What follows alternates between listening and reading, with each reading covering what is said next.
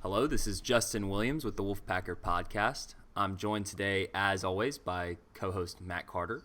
And today we have a very special guest to talk a little bit about the 2021 ACC Baseball Tournament going on in Charlotte right now. NC State will kick off its slate of ACC tournament games starting Thursday, May 27th.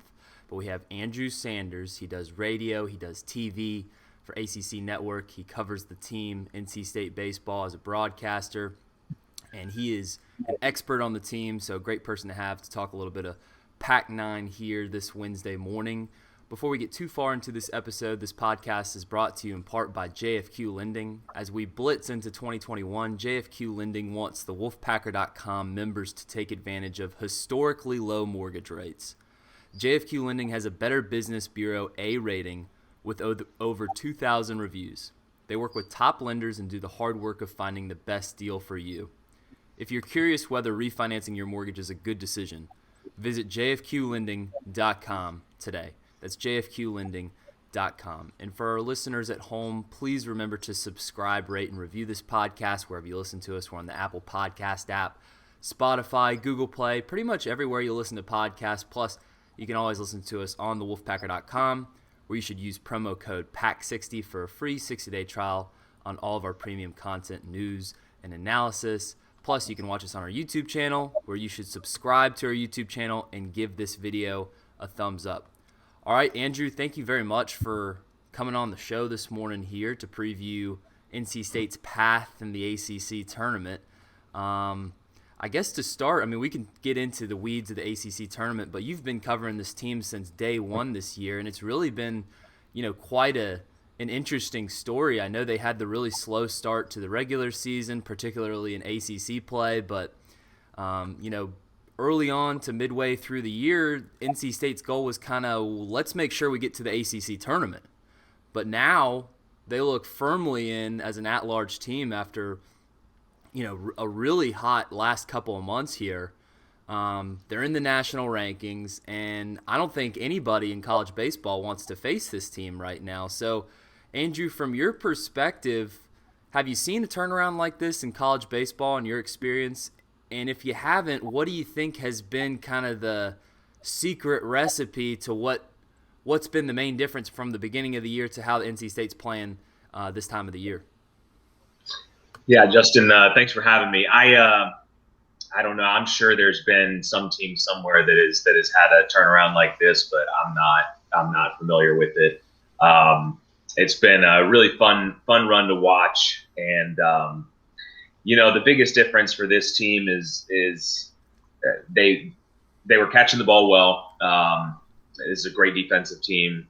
They can hit, although we didn't really see that through the first 13 games of the year as much as we have seen in the last 2 months. But we always knew that the team could hit and could field, but they figured out starting pitching. They got Evan Justice in the back end of the bullpen, and really, 5 guys basically on the pitching staff really had to step up in a huge way with so many guys injured, and all the pieces have kind of fit together. There was no doubting that this team was uber talented, and I do want to politely push back a little bit on what you said. You said, well, the goal was to get into the ACC tournament, and I think that was a pretty realistic goal at the time when you're 1-8 for sure. But I think within that team, I think their goals were still the same, and I think that's the big reason why they were able to turn things around is because they believed in themselves and each other and the guys in that locker room, and believed that hey, we're still a good ball club, and that's going to show up.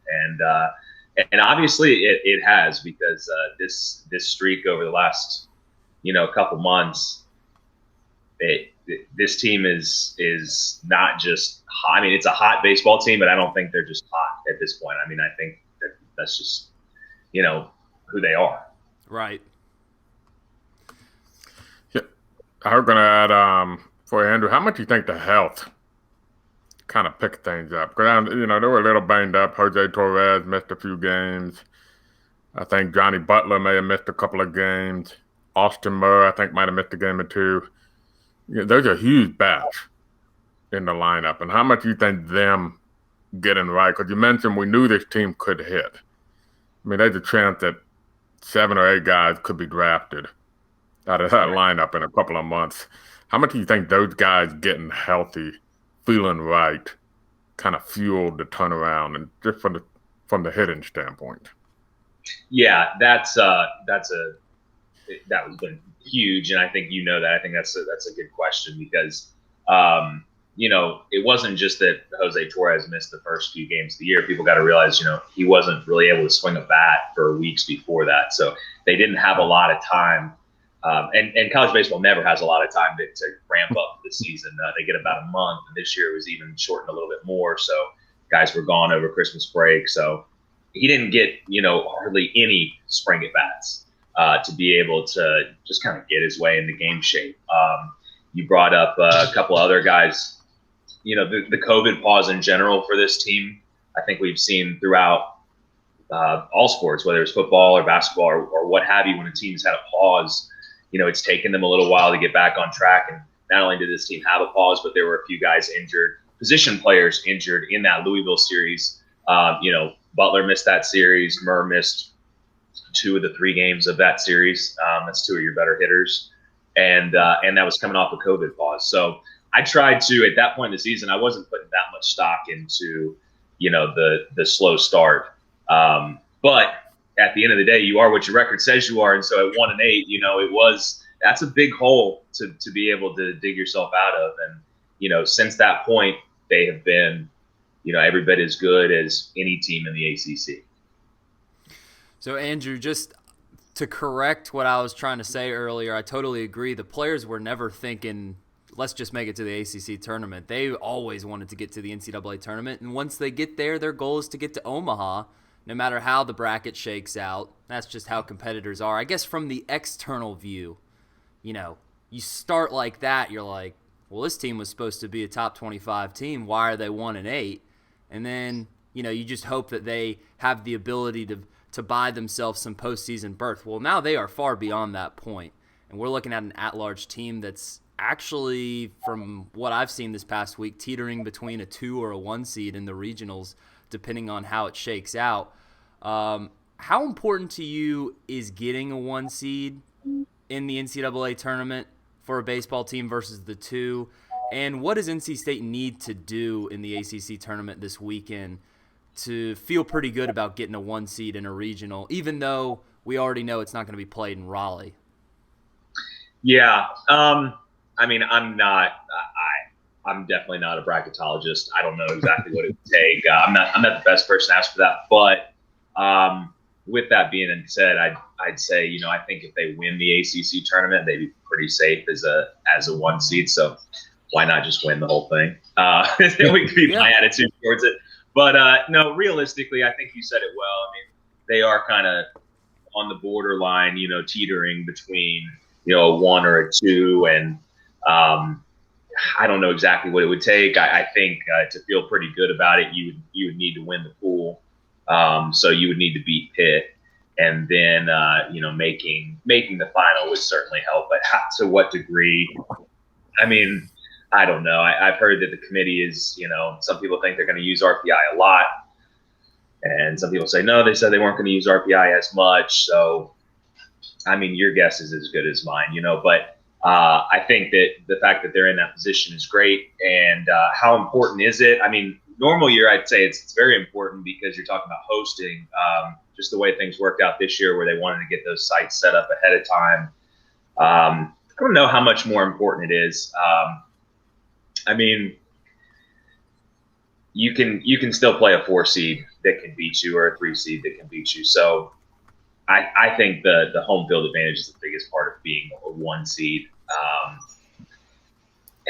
Because the question is, if you are a 1 seed and you play that 4, the big question is always, do you save your ace for game 2, or do you go ahead and throw your ace in game 1? So, I don't know how much of a difference that makes, because that's always, whether you're playing a 4 seed in the first game or you're playing a 3 seed, it's the NCAA tournament, it's baseball, anybody can beat you. So I would like the team to get a 1 seed. I think that they're deserving of it at this point. But outside of that, you're gonna be playing at somebody else's ballpark which hasn't really flustered this team very much this year. So I don't know if it makes that big a difference. Speaking of the debate about saving your ace in the NCAA tournament, there's no debate, I would assume now, for the ACC tournament. Now that we know Pittsburgh, they've eliminated UNC, although UNC still gets to play NC State on Friday. They've been eliminated from contention. For those of us, for those listening, the way the ACC tournament works, you got 4 pods of 3 teams. They play round robin, but the tiebreaker is kind of unique in that the highest seed wins the tiebreaker. So NC State, what probably the most remarkable about the comeback from a 1-8 record is not only were they 1-8 in the ACC, they came back all the way to have the second best record in the ACC. So, but they're 3 seed because they didn't win their division and Georgia Tech won theirs. But they still win the tiebreaker. So in essence, they only have to beat the team that wins the other game, which was Pitt and UNC. Pitt won that game. So Thursday night, Pitt, NC State, scheduled for 7 p.m. Realistically, it'll probably be about 7:30, 7:45 p.m. But I think the decision's pretty easy now for Elliott Avon. I'm assuming he's got to throw Reed Johnston out there with a trip to the semifinals on the line. Just your thoughts on Reed this year, senior. He's been a 4-year guy. He's done it every year pretty much. Well, I mean, last year was kind of interesting with COVID, but ever since he's been at NC State, he's been just consistent, steady, reliable pitcher. So do you agree with my assumption that it's an easy decision and Reed Johnston takes the mound on Thursday? Yeah, I would imagine so, especially because, he started the previous Thursday against Florida State. So that kind of keeps everything on schedule. That would make the most sense to me. I'd be surprised if they did it another way. But, I'm sure if they do it something else, they've got a plan for it and there's a reason for it. So speaking on Reed Johnson, I mean, he's so fun to watch. When you talk to Coach Chrysler or anybody around the team, the biggest, the word that gets thrown around the most often is competitor. And, I thought against Florida State, he's pitching in a big game, and the first time that they've really had like a decent amount, a good crowd on hand, and a series where, hey, a top 4 seed is on the line, and you just kind of illustrated how important that top 4 seed is. And so we knew going in, the winner of the series is going to be a top 4 seed. And, he's just a guy who's a competitor, who's better when the lights are bright. I think he fuels, he's not nervous, pitching in front of a big crowd. He wants the ball, and the team wants him to have the ball in the biggest games. So I expect him to be really good on Thursday night, just like he was against Florida State. A 2-out grand slam makes his numbers look like it was, just a decent night at the ballpark. But he was unbelievable. He was really, really good. 13 strikeouts against FSU. So I expect him to be good against Pitt, and assuming that he throws against Pitt, and he's just a guy that is going to go out there and be at his best in big games. And how can you not, love watching a guy pitch who's going to compete at that level? I will go ahead and take responsibility if it doesn't go well on Thursday, because last week I wrote about how NC State owns Pittsburgh ever since they've joined the ACC. In men's basketball, football, women's basketball, and baseball, I think the combined record is 31-2. I do not believe Elliott Avon has lost to baseball. Matt, just stop while you're ahead. Just stop while you're ahead. I've already written it. It's on paper, so okay. I can't take it back now. But that said, Pitt was kind of Pitt's had a weird baseball season. They weren't expected to do much. They came out hot. They had their own COVID pause, if I'm correct. They did. And then coming out of the COVID pause, they weren't quite as good. They were swept by NC State at home. They were actually one of the teams that were picked to potentially host a regional. They're not going to host a regional now. But What are your thoughts on Pitt? Are they? I mean, what's the real Pitt? Who's the real Pitt? And what do you think for NC State? And also, I think we talked beforehand. The pitching for Pitt, did they throw their number one guy against They UNC? did. Yeah, they did. And that's why, watching that game, I was kind of hoping that Pitt would win, just because you prefer to get the team that has already thrown their ace than the team that is holding back their ace. And so they did throw their ace. Now Pitt has good starting pitching, but the first time around, their ace's name is Mitch Myers. I was really impressed with him. So they've already thrown him against Carolina, so he'll be unavailable. But they have quality starting pitching. The thing with Pitt is good closer, but the middle relief is just not there. They don't really have a lot of guys that they can rely on.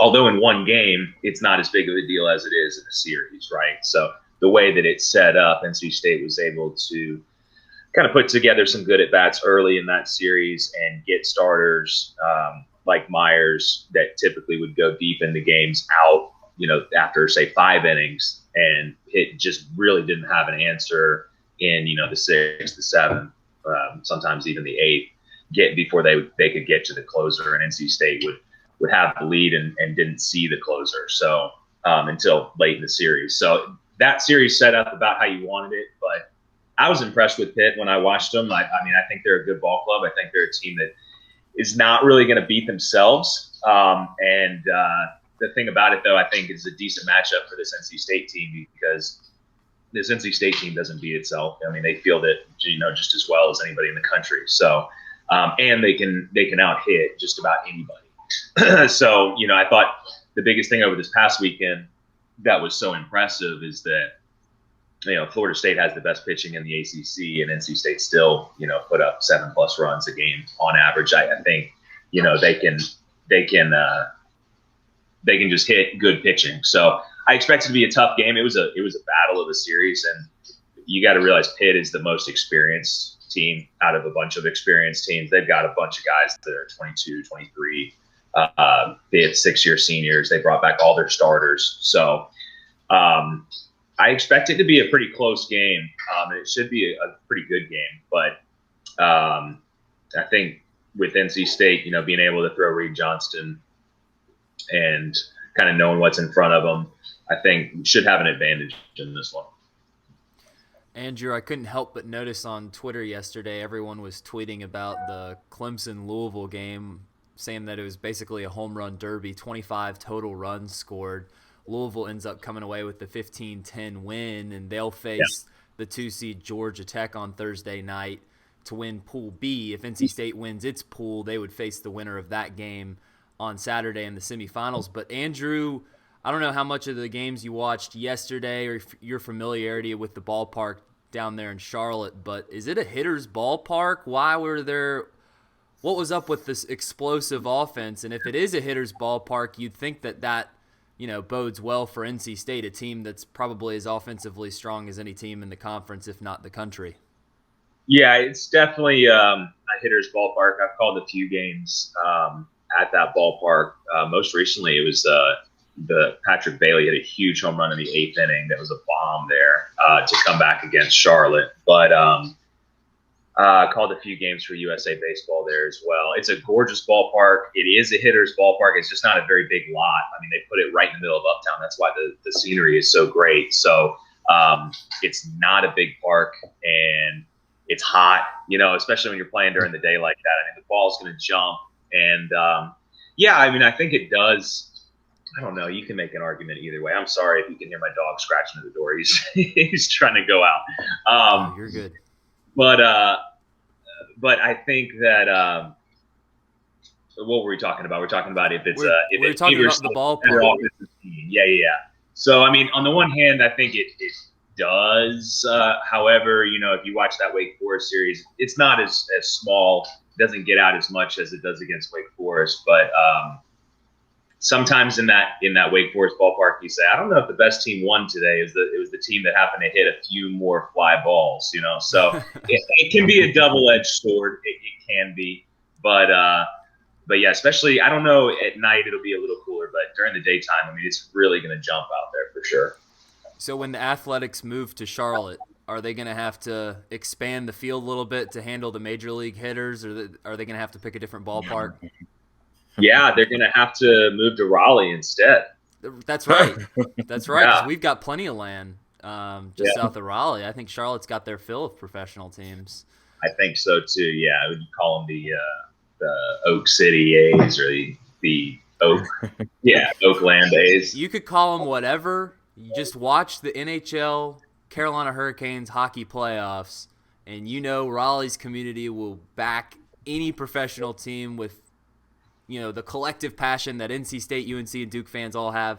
They put all that energy in one team. So Raleigh, if anything, deserves a baseball team. I'm with you there, Andrew. I would absolutely love it. I'm going to throw a dose of reality here and say that I'm putting my money on Vegas or Portland for the West Coast. All right, you can miss me with Portland. Vegas, I hear you, because that's where the money is, but But at the ACC tournament, now that the predicament of Friday, and I bring up Friday because, for NC State, the focus is on Thursday.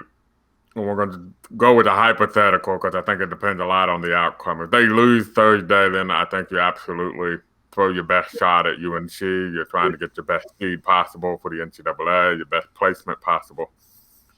But I remember the last time there was an ACC tournament, it was Elliott and company beat Wake Forest in the first game to get to the semifinal. The next game against Florida State didn't mean anything, so Avent made a decision to save his best pitchers against Florida State, and they got crushed. I mean, it was not pretty. Then they lost to Georgia Tech in the eighth. Florida State. Yeah, and then they didn't win a game in the regional at East Carolina after that.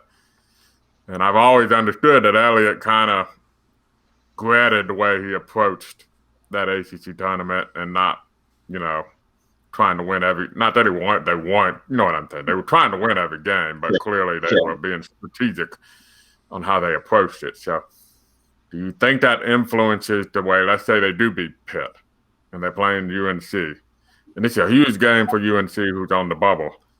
Yeah. Do you think that influences how they approach UNC, or knowing the depth of this pitching staff, which is the number one issue on this baseball team? Do you think Elliott would be strategic and say, you know what, I got to save my best pitchers for a weekend run here?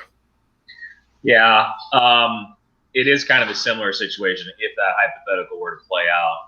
I agree with what you said. Obviously, if you lose against Pitt, you go ahead and go that route. I would say if you beat Pitt, you're guaranteed, at least one more game after that. So I would imagine I've heard some people talking about, what if you just kind of threw the entire bullpen? But you got to realize there's so many guys that are not healthy in that bullpen. I don't know if they have enough pitching to just, in a normal year, they would have enough pitching to be able to say, yeah, we can just throw a staff day and maybe throw some younger guys and that would be fine. But I don't know. I just don't think they would go that route, especially when you've had four guys that have had so much success starting games, and you're going to need all four of them in a regional probably. So I would think that they would go ahead and throw a starting pitcher. I don't know if it would necessarily be, say, if you throw Reed Johnston on Thursday, I don't think you necessarily need to throw Sam Highfield on Friday against Carolina, right? You could hold him for Saturday, but you could throw Billiman or Willitson, no problem. Right. And I would think that's probably the route that they'll go. The big picture, is it just simply pitching depth is going to be the overriding concern for everything for NC State in the postseason? I mean, to me, it's pretty simple as that. You don't have a lot of pitching depth, and you're relying, as you mentioned, the four starting pitchers and Evan Justice, maybe Dalton Feeney, and Andrew Tillery has come on a little bit here late, but you're really only talking about six pitchers or so. that you've shown a lot of confidence in. And like you mentioned, health is a big factor in all of this. So is that easily the number one concern for a postseason run? Yeah, for sure. Because it's the best offensive and defensive team in the ACC. So it really does come down to pitching is that one thing that's not they don't have the best ERA in the ACC. So just from that standpoint, yes. And then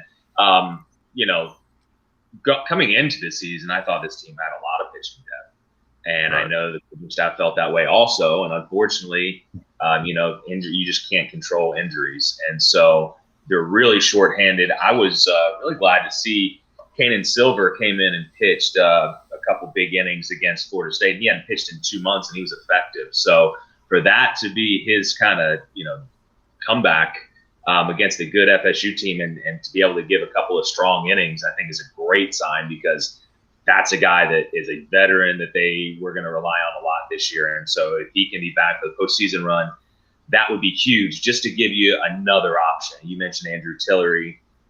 And so at this point in the bullpen, I think you obviously have Evan Justice, and he's shown, he can go 2+ innings twice in a weekend. And then outside of that, whether it's Kanan Silver or Feeney or Tillery, maybe one of the younger guys, I think it's still not a deep bullpen, but they have more options than they have had.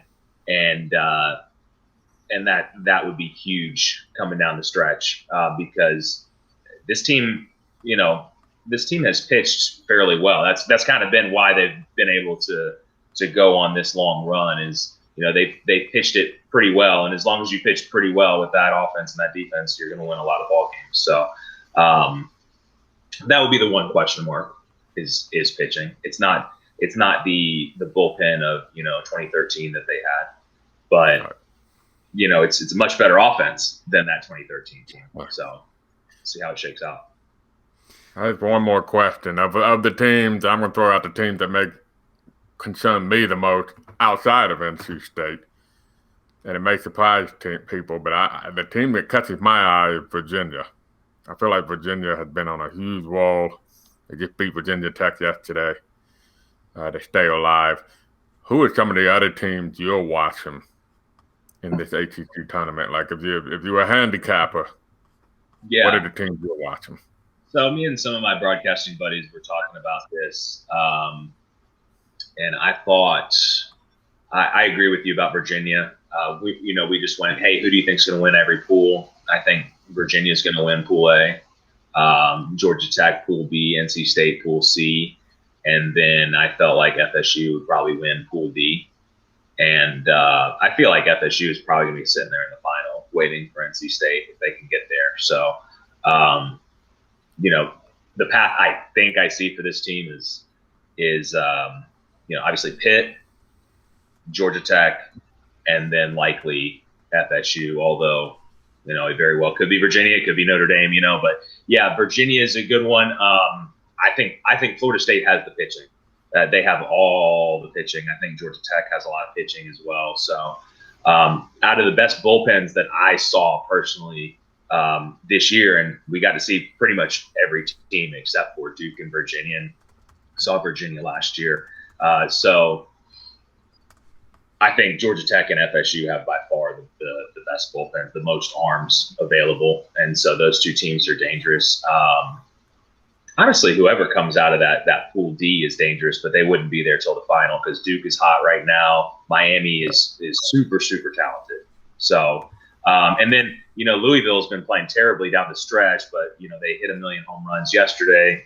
And, if they beat Georgia Tech, then that's, they're going to have some momentum, and that's a team that is really tough to play. So I think whoever's waiting in the semifinals, whether I was hoping that Clemson would win that game, but, whoever's in the semifinals, Georgia Tech or Louisville, that's going to be a good team. And look, it's a really good league. It's really fun to cover. That's what makes, it's the ACC, it's a big deal. And so it's not going to be, easy to just win the ACC tournament. Can't expect it to be. I mean, Pitt's a good team. And I think I went a little long there on the answer, but yeah, Virginia, there's a lot of teams there that kind of worry you. There's basically any team that NC State will see the rest of the way is a good ball club. I'll say that. Yeah, I agree with you too. And I think Florida State has got maybe the most upside. You know, they strike out a lot, but they do have a lot of power and a lot of pitching. And that may play well in Charlotte. And then, as you mentioned, Duke is a hot team. So they're kind of a sneaky team that kind of sneaked their way into the NCAA tournament picture.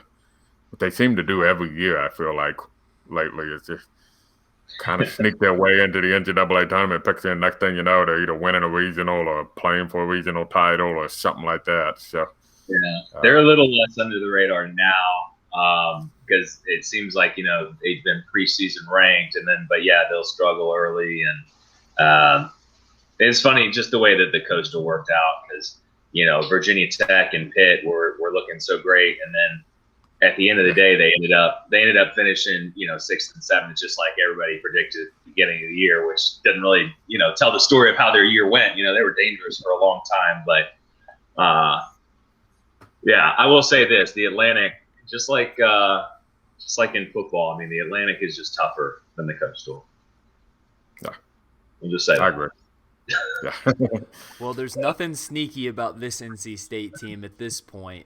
Road Warriors 15-3 away from home. Maybe that bodes well in the postseason. You play in Charlotte away from home in a hitter's ballpark, and they're going to go to a regional. Even if they're the 1 seed, they're not going to be able to host in Raleigh. So clearly NC State likes playing away from home. And then when you look at this lineup, 1 through 5, all hitting over 300. Your leadoff guy, Johnny Butler, hitting 406. That's pretty scary for an opposing pitcher. So NC State, pretty good chances to come home with the title on Sunday in Charlotte. We will see as the action unfolds. You can catch the first game on Thursday at 7 p.m. That's going to be on regional sports coverage, but I'm going to try to watch on ACC Network Extra so I can listen to Andrew Sanders. For fellow radio, I'm doing radio. Oh, excuse me. All right, well then I'll You're be. all good. You know what, Andrew? I'm glad you brought that up because I'm gonna listen to you on the radio because I have YouTube TV and I can't watch Fox Sports South or Bally Sports or whatever they're gonna. They make this ACC network and they don't even put the ACC games on it. So whatever. I'll watch the ACC network on Saturday and Sunday when NC State makes the weekend, but I'll listen to you, Andrew, on Thursday, and I recommend the listeners at home do the same. So thank you very much for joining the show, Andrew. For our listeners at home, please remember to subscribe, rate, and review this podcast wherever you listen to us. We're on the Apple Podcast app, Spotify, Google Play, everywhere you listen to podcasts. Plus, you can always watch us on YouTube, where you should subscribe to our YouTube channel and give this video a thumbs up. You can follow us on social media. You can follow our main account on Twitter at the Wolfpacker. You can follow me personally at Justin H. Will. And you can give Andrew a follow at AJ Sanders PXP, play-by-play. AJ Sanders PXP on Twitter. Plus, give us a like on Facebook, NC State Wolfpack, on thewolfpacker.com. So for Andrew Sanders, Matt Carter, this is Justin Williams, and this has been the Wolfpacker Podcast.